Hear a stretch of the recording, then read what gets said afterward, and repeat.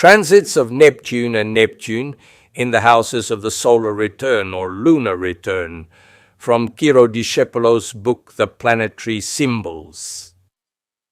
Neptune transiting the ninth house or Neptune in the ninth house of the solar or lunar return. A close relative may live abroad and have serious health problems. This is the scenario that could trigger our main phobias during this planetary transit.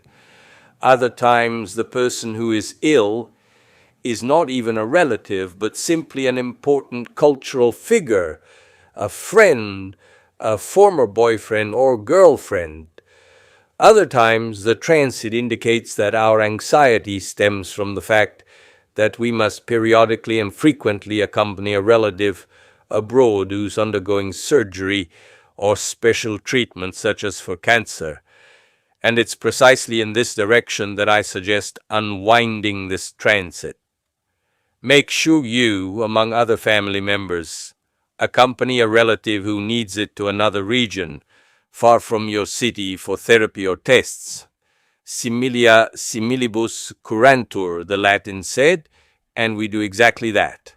We exorcise this fear with exactly the same remedy as the evil. During this period, we must also be very careful about the dangers posed by accidents, especially those at sea. There is a serious risk of shipwreck. This step, interpreted positively, is magnificent for broadening our cultural horizons and even spiritual growth.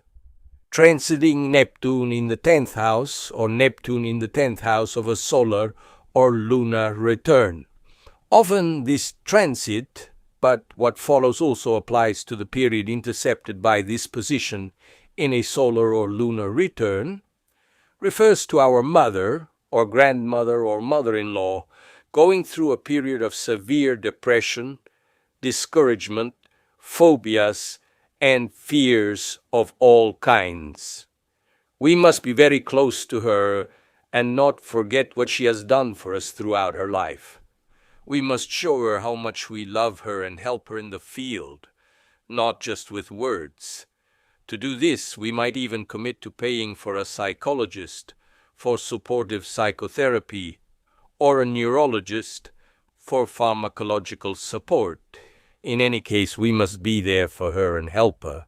Other times, this refers to our fears regarding changes that need to happen in our work, but often these are just ghosts, because it is with Uranus that changes occur rather than with Neptune, which simply threatens them. Let's be realistic and seek pharmacological help if we truly need to make major changes in our professional lives. If we can, let's reverse the course of our professional activity, introducing psychology or liquids or even herbs, essences or drugs like coffee. Neptune transiting the 11th house or Neptune in the 11th house of solar or lunar return. Most often, this planetary transit coincides with a serious bereavement and therefore signifies the severe depression that follows a significant loss of a family member or loved one. In these cases, there's nothing that can be done, as only time can ease our suffering. Other times, anxiety and anguish grip us solely because of the threat of losing loved ones, not because of the actual occurrence of this event. It may also happen that a friend, but it must be a close friend, begins to show symptoms of serious psychological distress, neurosis, or intense anxiety. In this case, as if it were our partner or our mother, we should lovingly care for them and help them overcome the crisis, perhaps by lending them money to pay for supportive psychotherapy or a neurologist or homeopathic doctor. According to the logic of exorcising symbols, it wouldn't be a bad idea during this period to find friends who are artists, or even highly neurotic or even drug addicts, as long as we don't fall victim to them.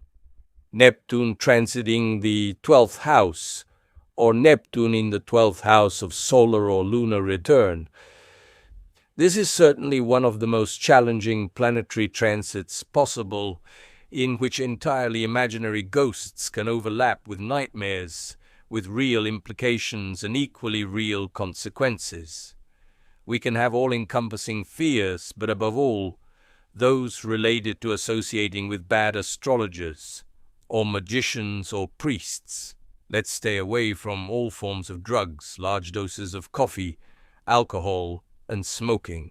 But furthermore, let's absolutely avoid trying new medications, especially psychotropic drugs, which could be very harmful. I realize this last recommendation is truly difficult to follow, given that this transit lasts for many years, but we must try anyway. During this planetary transit, we will almost certainly need the help of a psychologist. And let's not skimp on this. Our greatest worries could come from hidden enemies, and in this case too, as in others described in previous chapters, there's not much that can be done.